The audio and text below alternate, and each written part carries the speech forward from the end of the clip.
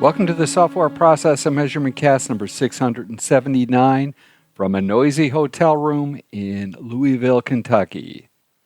As we begin counting down the year, I would like to consider the team lead's role. It is nearly a ubiquitous role in organizations, but is almost never talked about in Agile frameworks. We begin our journey into the role by establishing 3 exemplars to help understand how the role is practiced and why it can generate friction if not addressed when adopting frameworks. We will also have a visit from Jon M Quigley, who brings his Alpha and Omega product development column to the cast. This week, we talk about the idea of descoping and its role in work entry. Done early, descoping is a tool.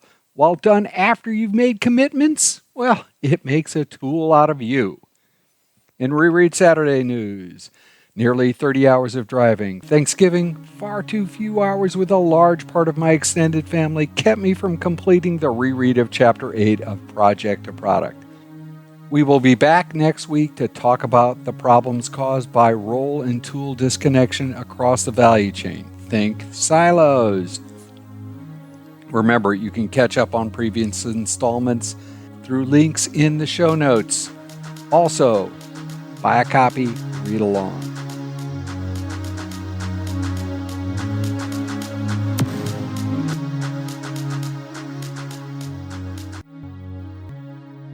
Team leads in an Agile environment, Thomas M. Quigley Jr., Megan E. Quigley. Teams come in many shapes and sizes and configurations. One team feature that is a fixture in nearly every corporate and governmental environment is the team lead.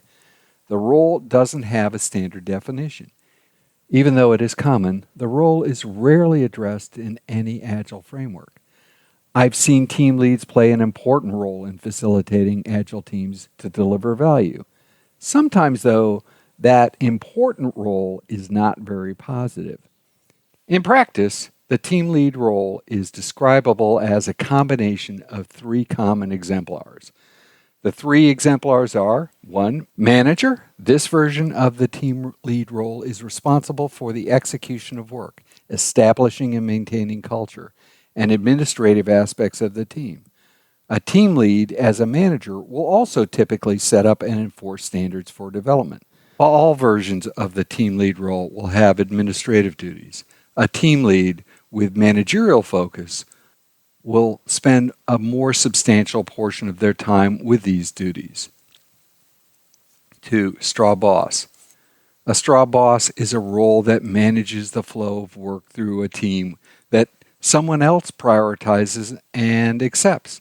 The expression is drawn from the days when farmers would manually thresh hay. The farmer would lead the team, and the straw boss would make sure the hay was cut smoothly. The role, while important, had little real authority.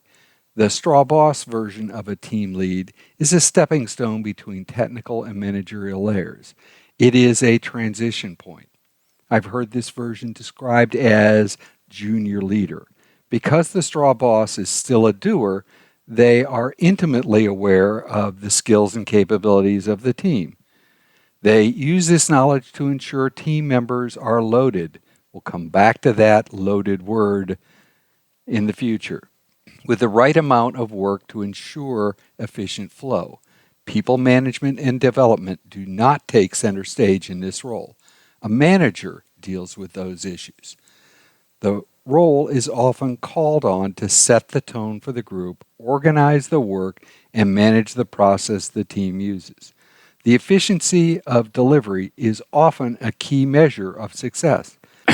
This role almost always includes doing the work of the team. 3. Enabler. An enabler, often identified as a servant leader, focuses on helping team members operate as effectively as possible. Tools and techniques used include mentoring, teaching, motivating. An enabler will view roadblocks as personal affronts and seek to remove them. The role guides and motivates others. In real-life scenarios, most team leads are not perfect representations of the most extreme definition of any of these exemplars. For example, a team lead can manage the flow. That's a straw boss role. and facilitate the growth of team members. That's an enabler role. That said, there is little overlap between the straw boss and manager aspects. Next, we'll explore the different combinations of these exemplars. Thoughts, comments, all welcome. Please feel free to reach out to us at spamcastinfo@gmail.com or leave a message at 01-440-668-5717. We look forward to the conversation.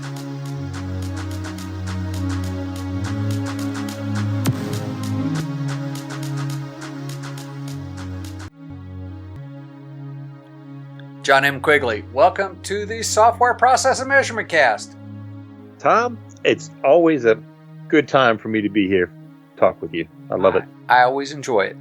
Jon, your alpha and omega of product development column is one of my favorites. We haven't recorded in a while, so it's good to get diving back in. We haven't, that's true. Let's talk work entry. And in one of our side conversations that we led up to this, part of what you talked about when we started talking about work entry was the whole idea of descoping. And, I was intrigued. So why don't you take me down to start with a definition of descoping? Okay, well, descoping is removing some of the content of what is expected to be delivered, or some of the attributes of the content that is expected to be delivered. We might cut some steps out of that we would normally take away from it. But more probable, what we would do is reduce the things that we're getting ready to deliver to what the customer has expected. For example, I'll tell a story, and maybe this will relate it. I was once in a room with a bunch of engineering managers, and we had a project come in. The marketing folks had asked for a set of features, contents, or developed expected manifestation of the external feature for the customer, right? It would be like 6 or 7 different things that were associated with this system or this customer. So it comes in, and the managers are looking around the table saying, we're already kind of booked, and this is a lot of work. Wondering if we could actually cover all this. Even though marketing folks were asking for all of this, to be sure not all of it was equally prioritized, or would necessarily be equally prioritized. So the right thing might have been to remove some of the content that mattered less, go back to the marketing folks and say, of these end features, some of these put the whole of the project at risk because we have throughput or capacity issues. But if you reduce the scope a little, take out 3 or 4 of the things that you expect to be delivered that matter less to the customer, then we could probably handle this with a lot less risk to your schedule. So would you think of descoping as a work entry process, or would you think of it as a de-risking process? I think it's both. When you walk into the whole discussion about what the project is intended to deliver, you should know to some degree what are the most important features that are on deck to be built, or the attributes of the product that are to be built. And the reason for that is you don't always run into these capacity issues, but you're going to want to prioritize the most important things to deliver for the customer over the things that are less important. It's an adaptation or adoption of an Agile practice, or of the product backlog or the sprint backlog that's prioritized is the part that matters the most. So it can't be a monolith, though. So you can't be just handed the infamous product epic on the back of a napkin and then wrestle with descoping at that point. You have to have something a little bit more broken down. Right.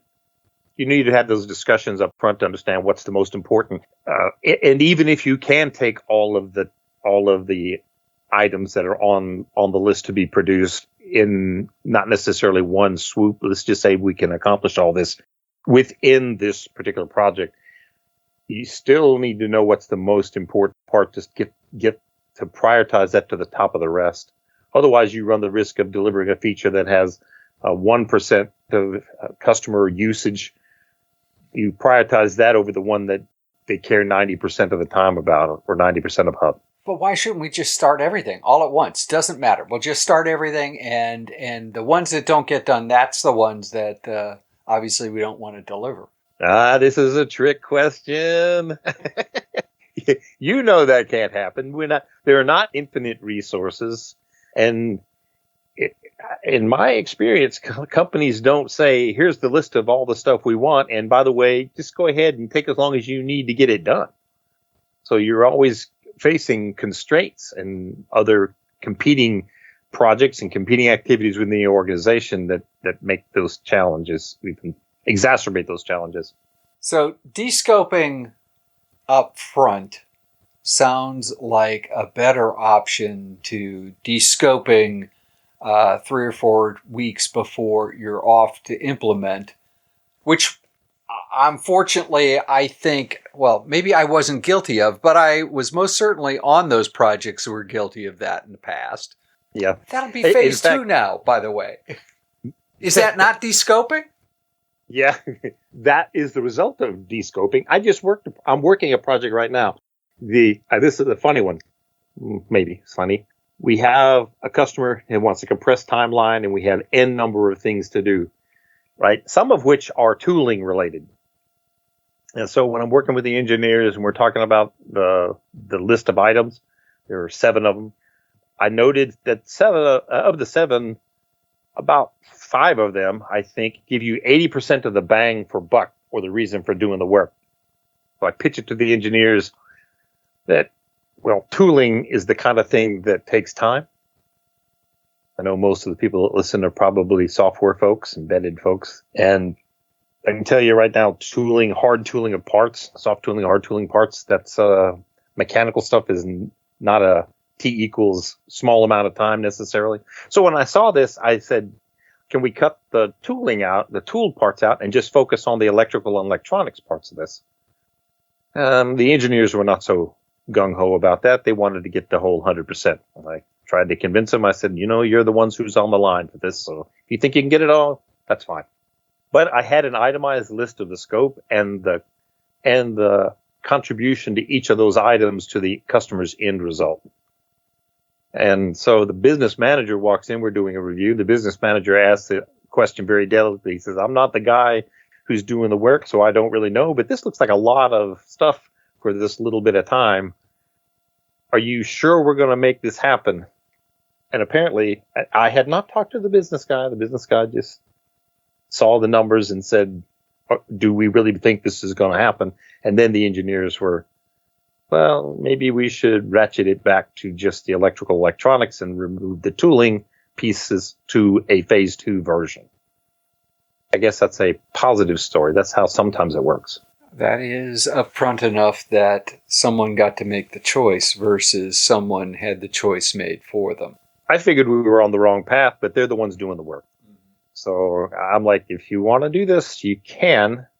But when the business guy walked in and asked it, I have a feeling the engineers thought this is the second time I'm hearing this, and from another person who's not been involved in these meetings. So maybe this is a little more tangible or a little more risky than they had originally thought.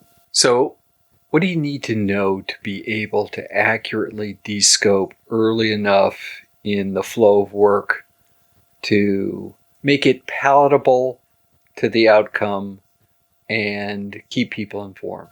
I think you need to know not just the list of things that are to be built or delivered, but you need to know which ones of those are the most important.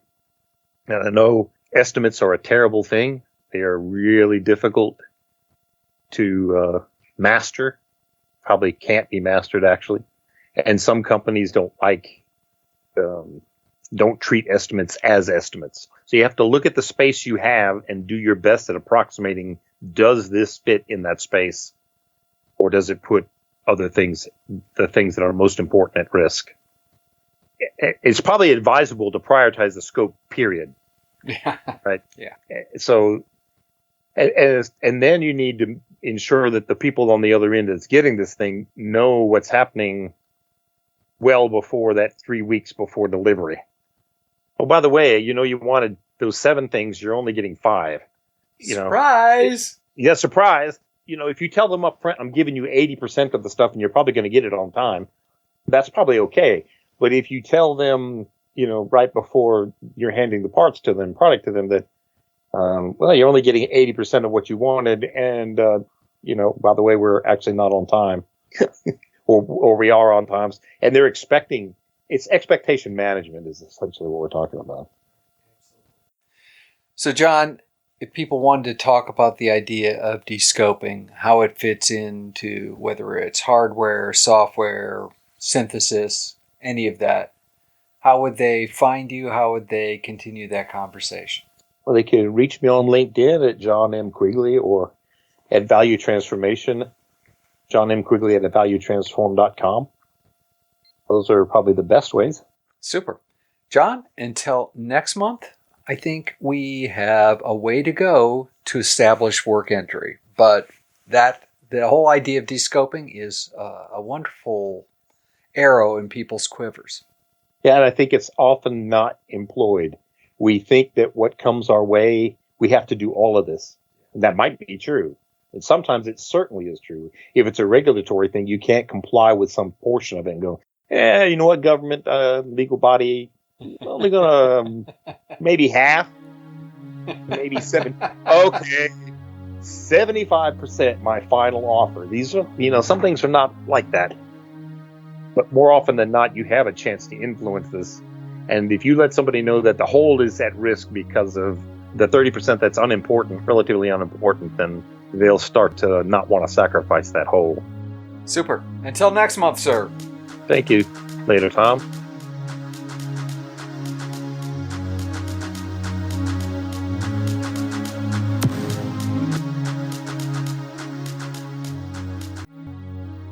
Next week, Mauricio Aguilar, Christine Green join me to discuss the state and future of software measurement. Mauricio, Christine, and I are all recent past presidents of the International Function Point User Group, the largest international software measurement association. Think about joining. The conversation will be provocative and enlightening. If process improvement is a never-ending journey, why do so many people ask, are we there yet?